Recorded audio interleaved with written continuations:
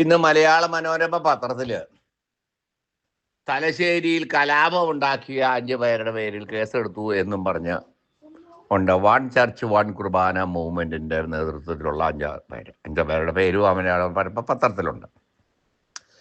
അതുകൂടാതെ ഇപ്പോൾ എറണാകുളം അങ്കമാലി അതിരൂപതയിൽ നടക്കുന്നത്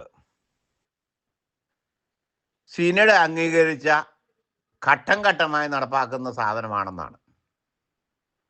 അങ്ങനെയെങ്കിൽ 2025 ജനുവരി മാസത്തിൽ ഒരു 49 മെത്രാന്മാർ ഒപ്പിട്ട ഒരു ലേഖനം വന്നിട്ടുണ്ട്, സിനഡാനന്തര ലേഖനം. ആ ലേഖനത്തിലുള്ളതുപോലെ സിനഡാനന്തര ലേഖനമോ കൽപ്പനയോ ബൂളയോ എന്തെങ്കിലും ആട്ടെ,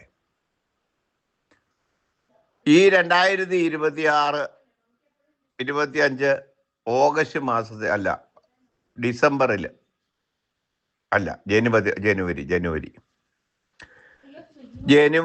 നടത്തിയ 6-ാം തീയതി മുതൽ 10-ാം തീയതി വരെ നടത്തിയ സിനഡ് ഇത് അംഗീകരിച്ചിട്ടുണ്ടെങ്കിൽ ആ മെത്രാന്മാരെല്ലാം കൂടെ ഒപ്പിട്ട് ഒരു കൽപ്പന ഇറക്കിയാൽ ഞങ്ങൾ അംഗീകരിക്കാൻ തയ്യാറാണ്.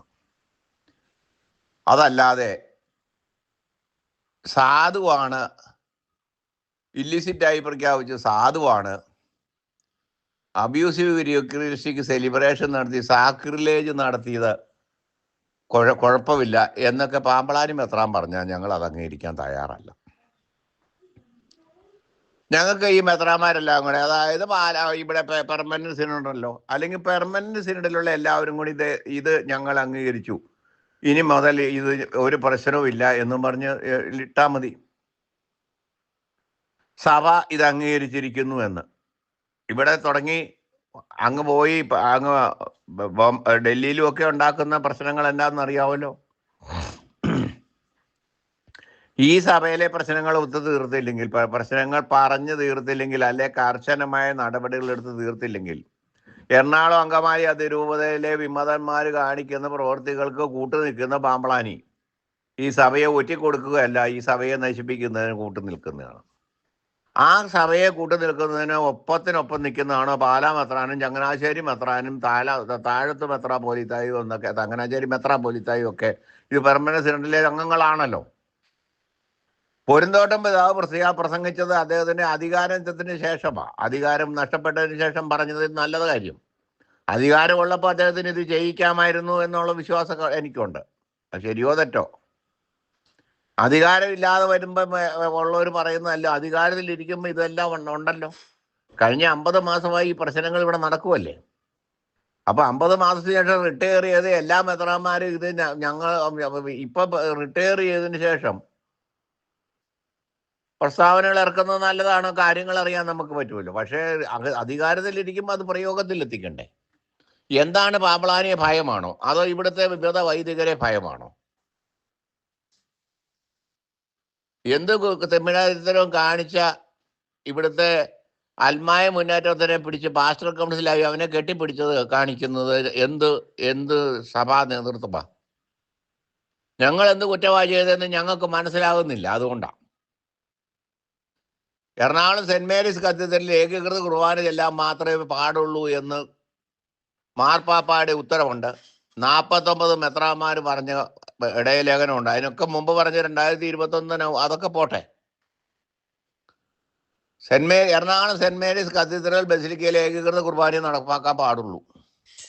കുർബാന ഒഴിച്ച് ബാക്കി കർമ്മങ്ങൾ നടത്താമെന്നും പറഞ്ഞ് സിവിൽ കോടതിയിലെ ഒരു ഓർഡറുണ്ട്. ഒരു 4 പേര് കൊടുത്ത കേസിൽ ഒരു ഓർഡർ ഉണ്ടെങ്കിലും അതൊരു ഒത്തുതീർപ്പ് ഓർഡറാണ്.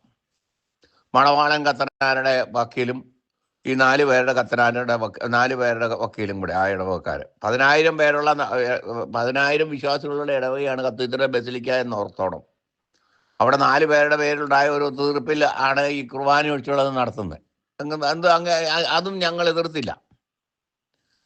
സഭാവിശ്വാസികളും സഭയോടൊപ്പം നിൽക്കുന്നവരുമായി ഞങ്ങൾ എതിർത്തില്ല. ഞങ്ങൾ സഭാവിരുദ്ധരും വ്യാജവിശ്വാസികളും ഹൂളിഗാൻസുവാന്നാണ് പാമ്പളാനി പറയുന്നതെങ്കിലും അത് ഇപ്പം ഏറ്റു പറയുന്നുണ്ട്. പിന്നെ ഇവിടെ ആര് മൗണ്ടിയിൽ നിന്ന് ഇറക്കുന്ന ഇടയലേഖനവും ചങ്ങനാശ്ശേരി തലശ്ശേരിയിൽ നിന്ന് ഇറക്കുന്ന ഇടയലേഖനവും അത് വളരെ നല്ലതാണ്. ഞങ്ങൾ ആർക്കോ വേണ്ടി തിളയ്ക്കുന്ന സാമ്പാറാണെന്ന് പറഞ്ഞ റിയു കാഞ്ഞക്കാരനാണ് ഭാഷ കൗൺസിലിൽ ഇരിക്കുന്നത്. ഇവനെ ഒന്നും അംഗീകരിക്കേണ്ട കാര്യം ഞങ്ങൾക്കില്ല. ഞങ്ങൾക്ക് ഒറ്റ കാര്യം അറിഞ്ഞാൽ മതി. ഈ ഇല്ലിസിറ്റായിട്ട് പ്രഖ്യാപിച്ച കുർബാന സാധുവാണെങ്കിൽ ആ സാധുവാണെന്നുള്ള വിവരം ഈ മെത്രാന്മാരങ്ങ് പറഞ്ഞാൽ മതി. മെത്രാന്മാരെ ഒപ്പിടണം ആ ഉത്തരവിൽ, ആ കൽപ്പനയിൽ, അല്ലെ ബൂളയിൽ. ഓൺലൈൻ കൂടിയിട്ട് എടുത്താലോ, മിനിറ്റ് വെച്ച് ചെയ്യാവുന്ന കാര്യമല്ലേ ഉള്ളൂ. അതങ്ങ് ചെയ്താൽ മതി. അതല്ലാതെ ഞങ്ങളെ സഭാവിശ്വാസികളാണ്, വ്യാജ വിശ്വാസികളാണ്, ഹൂളിഗാൻസ് ആണ് എന്നൊക്കെ പറഞ്ഞ് നിങ്ങൾ സ്വയം നാറണ്ട.